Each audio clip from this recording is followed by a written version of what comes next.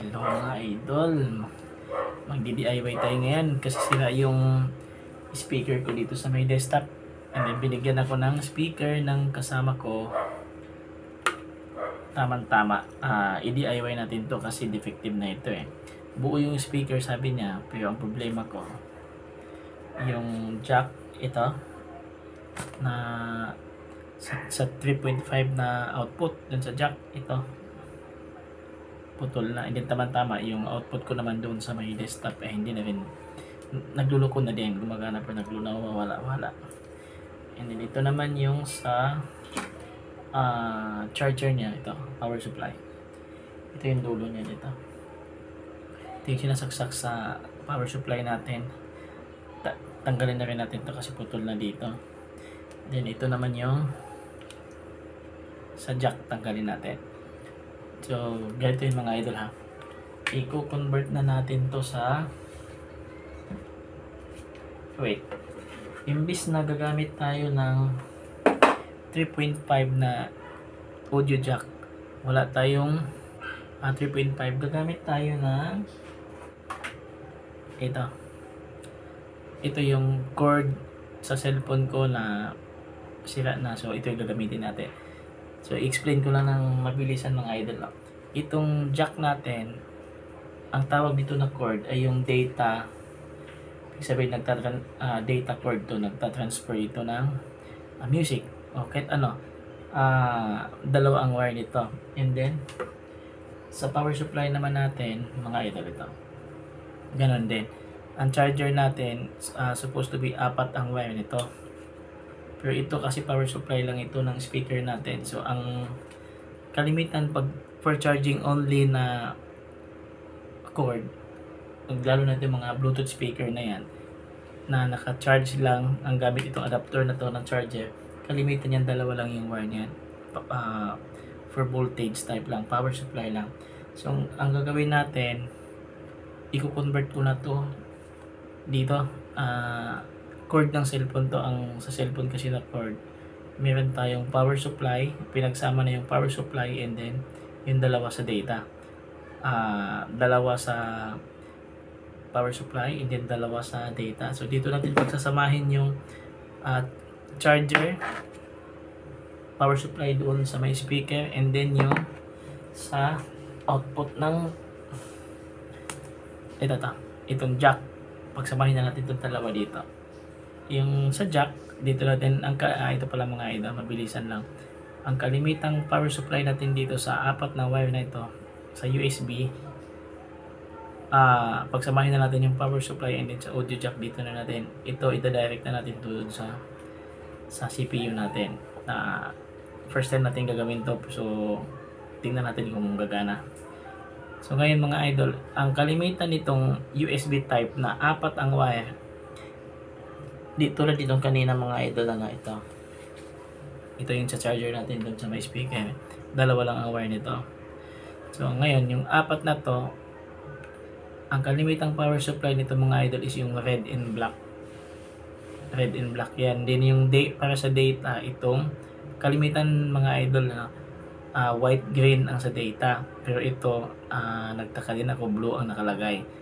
So, itong red and black, possible na to na power supply natin. Ang kalimitang ground nito, itong black. And then, ito yung sa may volt.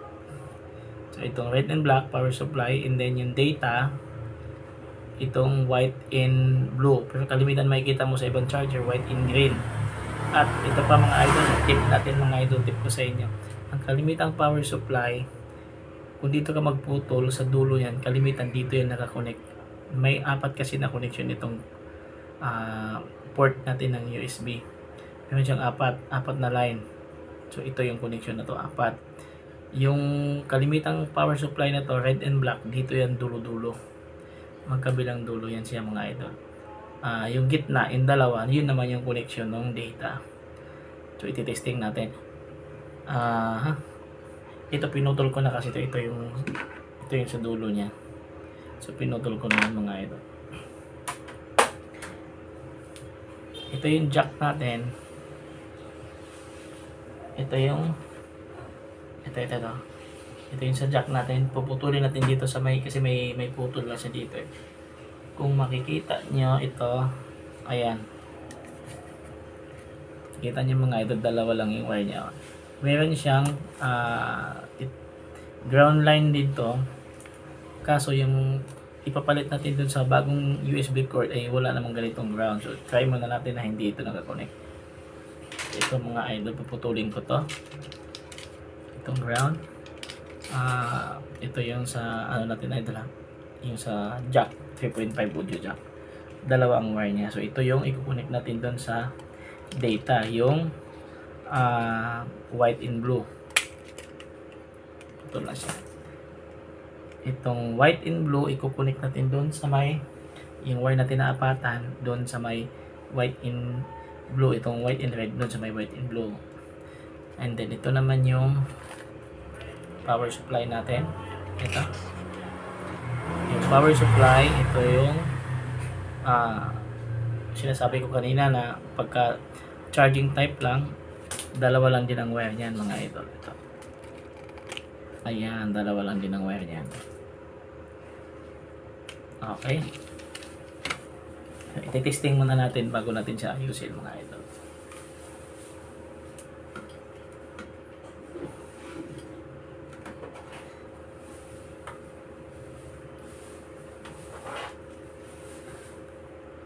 Itong black and red natin,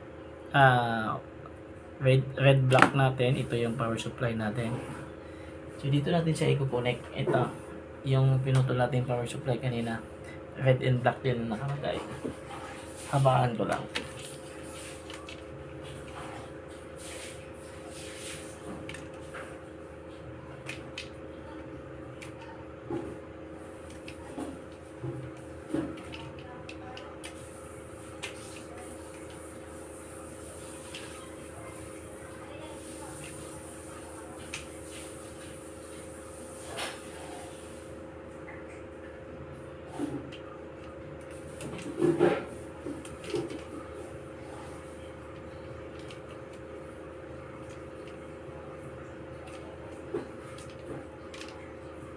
Ang hirap balatan mga idol. Maliit kasi nagputol. Ay.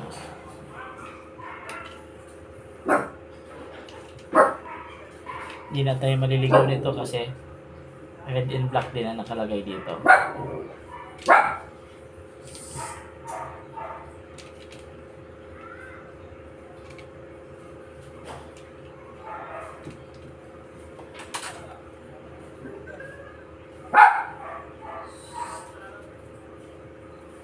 Pares na silang kulay red and black. And i-connect natin dito sa may ito, yung bago nating cord. Dito sa may red and black din. So may color coding na tayo.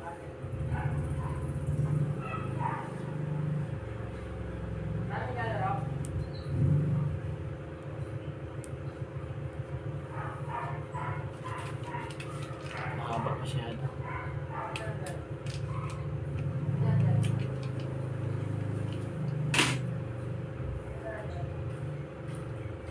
Red and black.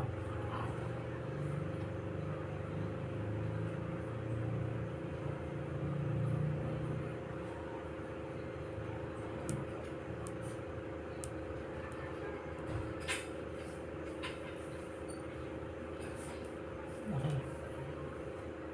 Na-connect na natin sa may red and black. And then itong white tsaka green dito naman sa data.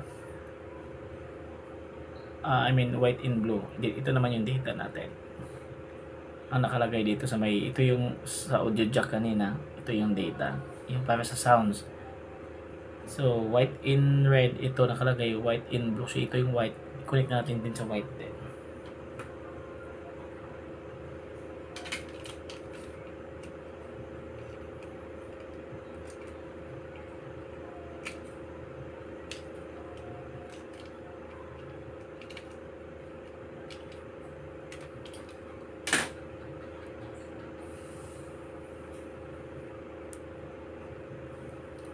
Ayan, ito yung sa white connect natin sa color white din na sa data. Pero ang kalimitang sa data na our mga idol, white green, ang kalimitang positive niyan yung green, then negative yung white. Ito kasi may color coding naman, so try natin itatapat sa mismong kulay. So itong blue dito natin i-connect sa red naman.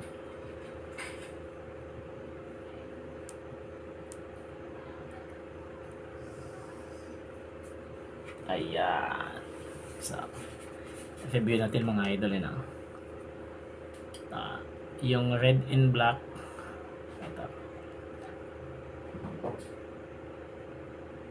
Ito yung sa cord natin, yung galing sa cellphone, ano, yung apatan, yung wire. So,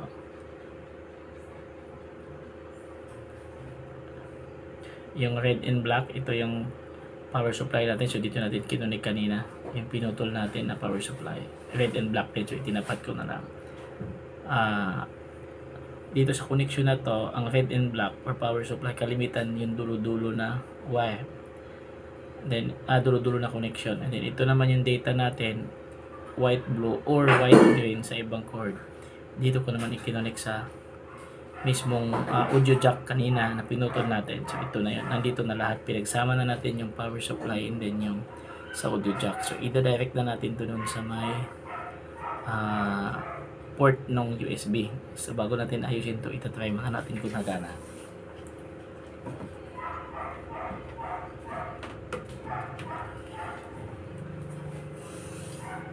Connect natin to sa USB port.